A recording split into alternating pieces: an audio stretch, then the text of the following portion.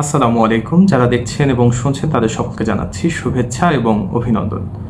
বাংলাদেশের যে বর্তমান পরিস্থিতি, সেই পরিস্থিতিতে বাংলাদেশের অর্থনৈতিক অবস্থান যেখানে এসে পৌঁছেছে সেটি উদ্বেগজনক।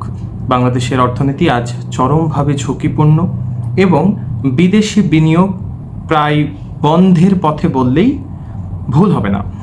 তো যে বিষয়টা হচ্ছে, আমাদের যে কারখানাগুলো, যে কলকারখানা, সেই কলকারখানাগুলো নানাবিধ কারণেই বন্ধ হয়ে যাচ্ছে, বিশেষ করে গার্মেন্টস সেক্টর।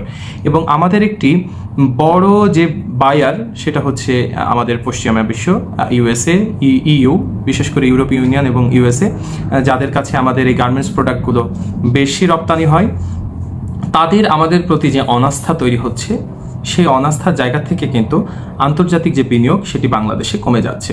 এবং আমেরিকার সহায়তা বন্ধ, সুইজারল্যান্ডের সহায়তা বন্ধ, সামনে হয়তো অন্যান্য সব দেশগুলোই আমাদের সাথে এই যে অর্থনৈতিক সহায়তা, সেই সহায়তাগুলো বন্ধ করে দেবে।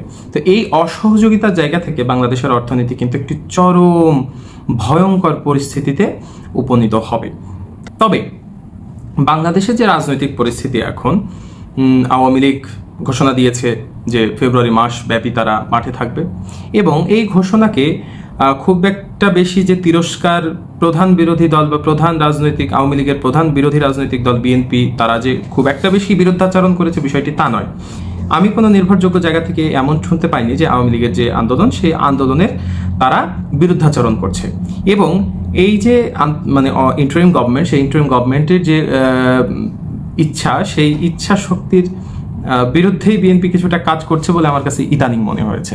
এবং ইন্টারিম গভর্নমেন্টের যে দীর্ঘমেয়াদী থাকার পরিকল্পনা, সেখানে ছাত্রদের নতুন দল গঠন, এবং সেই ছাত্রদের নতুন দল গঠনকে কেন্দ্র করে বিএনপির উদ্বেগ, এবং সরকারের মধ্য থেকে একটা নতুন দলকে পৃষ্ঠপোষকতা, বিষয়টি প্রধান যে আওয়ামী লীগের বিরোধী দল, প্রধান আওয়ামী লীগের বিরোধী শক্তি বিএনপি এই বিষয়টিকে খুব বেশি ওয়েলকাম করছে না। এবং সেই জায়গা থেকে আওয়ামী লীগের পাশাপাশি বিএনপিও কিন্তু মধ্য ফেব্রুয়ারিতে তারা মাঠে নামার একটা পরিকল্পনা করছে। সেক্ষেত্রে রাজনৈতিক যে অস্থিতিশীলতা, সেই অস্থিতিশীলতা বাংলাদেশকে কোন দিকে নিয়ে যাবে, সেই বিষয়টি কিন্তু আপনি সবাই ইতিমধ্যেই উপলব্ধি করতে পারছি। সেই উপলব্ধির জায়গা থেকে বাংলাদেশের যে অর্থনৈতিক অবস্থান, সে অবস্থান নিয়ে বহির্বিশ্ব এবং আমাদের দেশের যারা এই অঙ্গনের মানুষ, তারা উদ্বেগ প্রকাশ করছে। আশা করি বাংলাদেশের অর্থনীতি ভালোর দিকে যাবে। তবে এই পরিস্থিতি যদি চলতে থাকে, তাহলে কিন্তু বাংলাদেশের অর্থনীতি চরম একটা ভয়াবহ পরিণতির দিকে যেতে পারে। সেক্ষেত্রে যে বর্তমান রাজনৈতিক সংখ্যাগরিষ্ঠ বাংলাদেশের বর্তমান যে রাজনৈতিক দল আওয়ামী লীগ এবং বিএনপি, তাদেরকে একযোগে কাজ করতে হবে বলে আমার কাছে মনে হয়েছে। বাংলাদেশে আওয়ামী লীগের আপনি যদি খেয়াল করেন, 5 আগস্টের পর থেকে একজন আওয়ামী লীগের কর্মীও কিন্তু কমেনি, বরঞ্চ তাদের ভিতরে প্রজ্ঞা বেড়েছে, স্পিরিট বেড়েছে। তারা নতুন দমে আন্দোলন করার শক্তি সঞ্চার করছে, দল গোছানোর কাজ করছে। তাদের ভিতরে একটা সামান্য কর্মীও কিন্তু আওয়ামী লীগের কাছ থেকে ছিটকে যায়নি বা আওয়ামী লীগের হাত ছেড়ে দেয়নি, বরঞ্চ সেই হাতটাকে দলের দুঃসময়, দলীয় কোন্দল ভুলে তারা আরো শক্ত করে ধরার চেষ্টা করছে। তো এই বিষয়গুলি যদি চলতে থাকে, তাহলে বাংলাদেশ আওয়ামী লীগকে প্রতিহত করা খুবই কঠিন হয়ে পড়বে।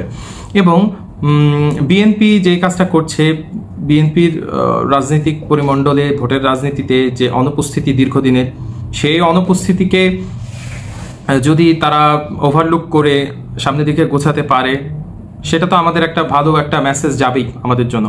তবে যে বিষয়টি হচ্ছে, ছাত্রদের যে নতুন দল রাজনৈতিক পরিমণ্ডলে, এটি একটি আলোড়ন সৃষ্টি করে দিয়েছে। এখন আমিও বলবো যে তাদেরকে ওয়েলকাম। আজ থেকে 20 বছর পরে হলেও তারা এর সুফল হয়তো ভোগ করবে। যেমনটি বড় বড় দলগুলোর, প্রত্যেকটি বড় দলের একজন করে কর্মী কিন্তু প্রত্যেকটি ওয়ার্ডে, ইউনিয়নে আছে।